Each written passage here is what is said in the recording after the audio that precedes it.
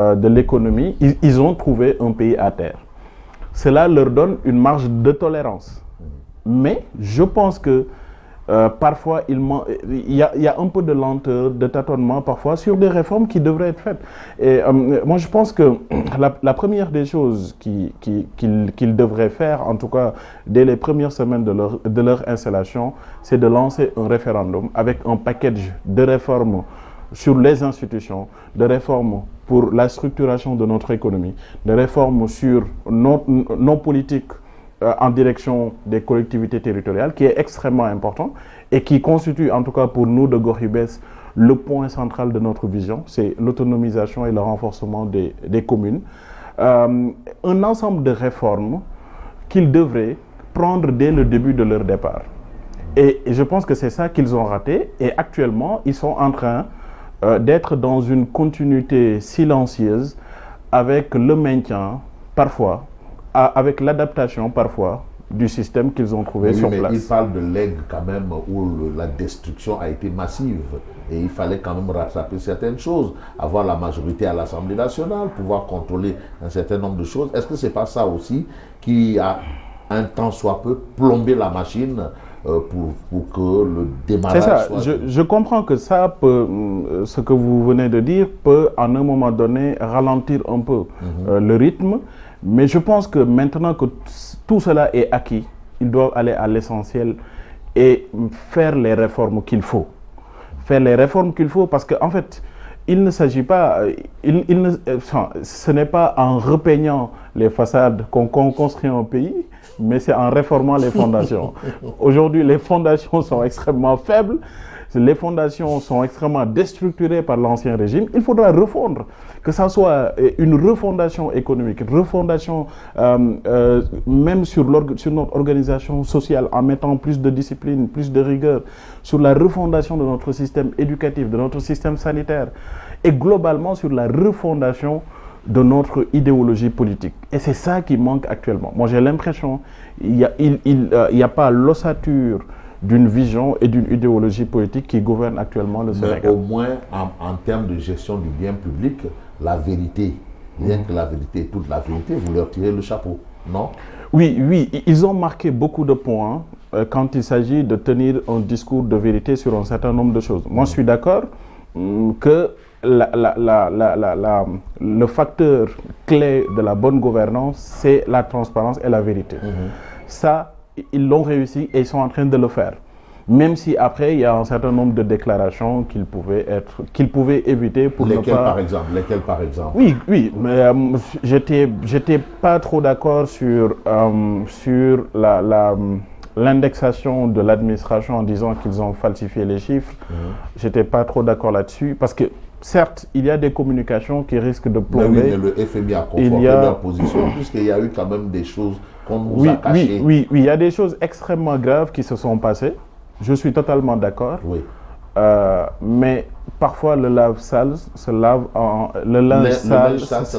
en famille. Je pense qu'on peut dire la vérité à son peuple sans pour autant porter atteinte à l'image du pays au niveau international. Parce qu'aujourd'hui, depuis cette déclaration, toutes les notations du Sénégal au niveau international sont en baisse. Vous pensez que c'est ce qui fait qu'on n'a plus accès... C'est plus par rapport à la gestion passée qu'aux déclarations faites? Non, c'est les deux en fait. C'est les deux. C'est-à-dire, on hérite d'une situation. Il y a des choses qu'on doit dire au peuple pour qu'il le comprenne, mais il y a des choses qu'on doit résoudre en interne pour ne pas porter atteinte. Et si vous voyez, parce que la dotation de ces aides-là et de ces dettes-là, concernant FMI ou bien les autres organismes de financement mondiaux, ils vous notent en fonction de votre notation. Ils vous font confiance en fonction de votre notation. Et si vous faites basculer cette notation-là, dans votre communication et dans vos actes, cela peut nuire les objectifs visés. Maintenant, moi je dis qu'il y a la transparence, mais il y a l'efficacité à très rapidement engager les réformes qu'il faut pour corriger ce qui a été trouvé sur place. Parce qu'aujourd'hui, il ne s'agit pas de dire qu'on a tenu un langage de vérité et maintenant le FMI va nous refaire confiance. Non, le FMI, que vous dites la vérité ou pas, il s'en fout.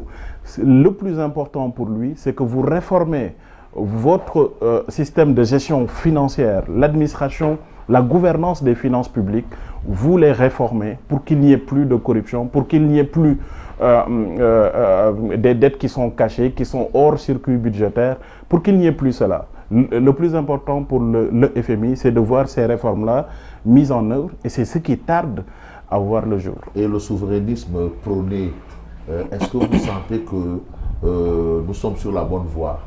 Oui, c'est un choix et je pense que ça fait partie de ce qui a été promis, c'est d'avoir un financement endogène de notre économie. Ils l'ont promis et c'est même inscrit dans l'agenda de transformation Vision 2050. Mais je pense que c'est déjà inscrit, ça fait partie du discours et des promesses. Maintenant, il faudra le transformer en actes clairs. Et le transformer en actes clairs, c'est de ne plus avoir tout ce débat avec le FMI. Moi, je pense qu'il y a deux choses, parce que pour mobiliser le financement, pour mobiliser les fonds nécessaires pour financer son développement, il y a deux choses. Tu peux compter sur tes recettes en interne, mais aussi sur les dettes et les dons, etc. Mais le plus important, aujourd'hui, on a vendu un financement endogène. Il faudra poser les actes pour cela. La première des choses devrait commencer par réduire le déficit. Et aujourd'hui, en termes de réduction du déficit, moi, j'attendais de voir que la réduction du train de vie de l'État soit une réalité. Non, mais aujourd'hui, l'État... Mais ça ne suffit pas, ça ne suffit pas. Et ils savent que ça ne suffit pas. Mais qu'est-ce qu'il faut? Attends, lorsque en 2023, on était à plus de 13 milliards de dettes, aujourd'hui, avec les chiffres réels qu'a confirmé le rapport du Cour des comptes, on est à 18 000 milliards. Maintenant, on ne peut pas être sous pression de la dette, sous pression du FMI et ne pas mener les réformes qu'il faut. Les réformes qu'il faut, c'est de réduire drastiquement le train de vie de l'État. Et là, j'en profite, en tout cas au niveau de Gorhubes, le coordinateur Ahmed Diallo, avec son équipe, nous sommes en train de réfléchir sur comment proposer, en tout cas dans l'année 2026, un ensemble de postes de direction, des PCA, de machin, tous ces institutions-là, ces postes et ces agences-là qui augmentent les dépenses de l'État, que l'on puisse les supprimer totalement et réinjecter cet argent dans le financement de notre économie. On est en train de travailler là-dessus, sur 500, minimum sur une économie de 500 milliards à faire, si on met en œuvre ces réformes. Mais pour faire des réformes, il faut aussi de l'argent. Effectivement. Ça, c'est aussi un autre fait. Non, on fait des réformes pour gagner de l'argent. Pour gagner de l'argent. Effectivement. Oui, mais actuellement, entre faire ces réformes, les mettre en pratique, comment est-ce qu'on vit? Oui, en fait, c'est que on ne doit pas vivre au-delà de nos moyens. C'est ça le plus important. On ne doit pas vivre au-delà de nos moyens. C'est-à-dire que le pays est dans une situation difficile. Si on continue de voir une multitude d'agences qui sont créées, et puis on héberge des clientèles politiques, et puis on maintient les fonds politiques, et puis on maintient les V8, les cortèges, tout cela, les voyages, etc. Tout cela, on le maintient. On vit au-delà de nos moyens. Moi, je pense qu'il y a une vraie rationalisation à faire, et je pense que ça a été fait sous Macky Sall, sauf que ça n'a pas été mis en œuvre. Il faudra reprendre ces travaux-là, et puis très rapidement aller dans le sens de réduire drastiquement le train de vie de l'État et les dépenses de l'État de façon générale. Et le débat autour justement de la situation au plan économique du Sénégal, la cherté de la vie et les dernières décisions issues du gouvernement, baisse du prix du riz, et on annonce même la baisse du prix de l'électricité. Comment vous l'accueillez? Oui, c'est des annonces en tout cas qui sont satisfaisants. C'est pas du populisme. Le plus important, non, mais en fait, c'est à chacun de, de juger ou pas.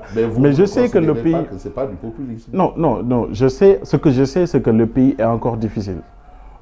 Aujourd'hui, vous sortez dans les rues, vous discutez avec les Sénégalais, tout le monde ressent cette situation-là de calme sur les transactions, sur l'économie de façon globale.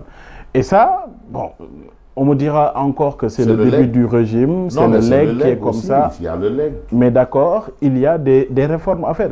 C'est-à-dire que quand on a des problèmes, il faut agir rapidement. On ne peut pas continuer à alarmer les Sénégalais sur c'est Macky Sall qui nous a légué cela. Oui, d'accord, c'est pour ça qu'on a enlevé Macky Sall, on vous a mis sur place. Et maintenant, vous, votre rôle et votre travail du moment, c'est de nous sortir de cette situation difficile. Et pour cela, il faut prendre des mesures. Et les premières mesures n'étaient pas de renforcer la pression fiscale en direction des entreprises, parce qu'aujourd'hui, faire le choix entre je vous laisse 2 milliards d'impôts que vous devez me payer, mais en contrepartie, vous recrutez 20 000 Sénégalais. Moi, je vous laisserai les 2 milliards d'impôts et puis vous me recrutez 20 000 Sénégalais. Et puis l'État va aller récupérer des taxes sur les salaires, sur la consommation de ces salariés-là de façon générale. Ça, c'est un choix à faire. Et lorsqu'ils sont venus, il y a eu une pression fiscale sur beaucoup d'entreprises. Certains disaient parlaient même de répression fiscale. Ce qui n'était pas la bonne solution. Je pense qu'il fallait laisser du temps à ces entreprises-là qui sont en difficulté de pouvoir souffler un peu et de relancer leur activité en recrutant, en gagnant de nouveaux marchés, etc. Et puis ensuite, parce qu'en fait, le choix est fait. C'est-à-dire que soit vous allez tirer directement l'impôt sur l'entreprise, ou bien vous allez tirer des taxes, etc., sur les salaires et la consommation des employés. Moi, je pense qu'il fallait enlever cette pression fiscale. Mais le Djoubel Djoubanti, quand même, ça veut dire ce que ça veut dire au plan des... Oui, le Djoubanti, moi je perçois cela comme étant une doctrine de transparence, oui. Mais ça ne doit pas nous inhiber, nous empêcher de comprendre la situation actuelle. La situation actuelle, c'est que les entreprises ont du mal à s'en sortir.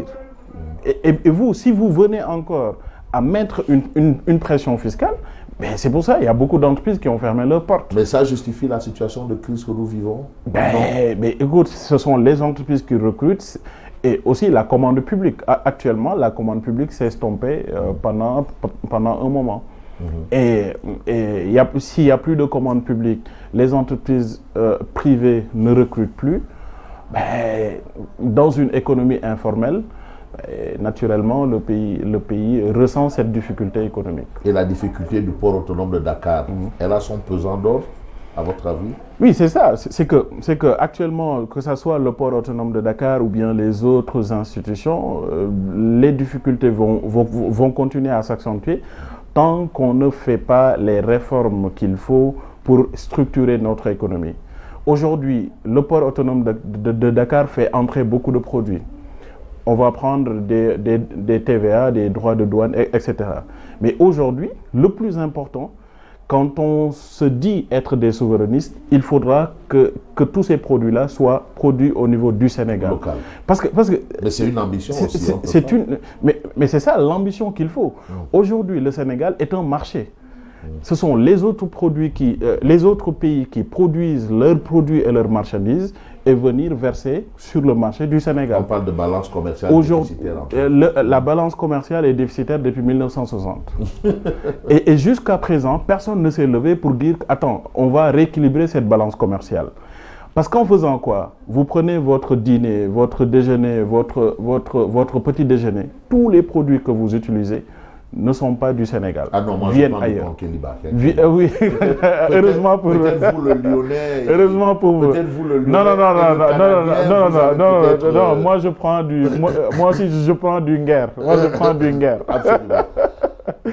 donc en fait, je pense que l'idée générale c'est de vraiment autonomiser le Sénégal pour que le pays puisse se nourrir, pour que le pays puisse produire le maximum de produits dont ont besoin les populations sénégalaises. Et je pense que c'est ça le vrai enjeu. C'est de faire de telle sorte que l'on puisse accéder à la souveraineté alimentaire, à la souveraineté numérique, à la souveraineté économique et à toutes les souverainetés, parce que le monde est configuré actuellement. Vous êtes en train de suivre l'actualité internationale, cette guerre tarifaire entre les Chinois et les Américains. C'est justement, chacun veut déplacer ses marchandises. Et nous, il nous faudra produire localement. Il faut produire localement. Et aussi, on indexe souvent le mode de gestion. Le président de la République pense que le Sénégal trouverait mieux à avoir des ministres forts et un Premier ministre super fort? Moi, je pense que non, moi ça m'inspire que nous devons vraiment réformer les choses, parce que c'est pas une forme de réforme. Non, ce n'est pas une forme de réforme. Moi, je pense que le Premier ministre prend pleinement. Oui, pleinement. Moi, je dis, c'est lui qui transforme la vision du chef de l'État. Moi, je dis que la question qui a été posée et qui est revenue à plusieurs reprises pendant la campagne présidentielle, c'était l'hyper-présidentialisme. On ne parle pas des pouvoirs du ministre, du Premier ministre. Ça n'a jamais été le débat. On est tous d'accord, ça n'a jamais été le débat. Le principal débat était comment briser l'hyper-présidentialisme qui était qu'un président de la République est perçu comme un roi. Aujourd'hui, il faut faire les réformes pour réduire les pouvoirs du président de la République. Notamment ses pouvoirs de nomination sur les postes civils et militaires. Moi, je pense qu'il faudra les réduire. Ah bon? Oui. Moi, je pense que le président de la République ne doit pas nommer qui il veut à tous les postes. Moi, je pense qu'il faudra le réduire. Et ça, c'est l'appel à la candidature. C'est l'appel à la candidature qui était la solution. Mais entre-temps, on sait ce que c'est devenu. Et ensuite, le pouvoir de grâce. Aujourd'hui, le président de la République ne doit pas pouvoir gracier qui il veut.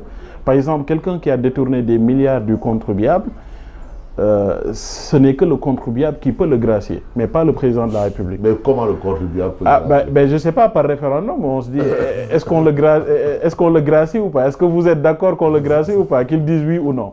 Mais en fait, c'est qu'en fait, le président ne doit pas avoir la capacité ou bien le pouvoir de faire tout ce qu'il veut. C'est pour cela qu'on a créé beaucoup de contre-pouvoirs.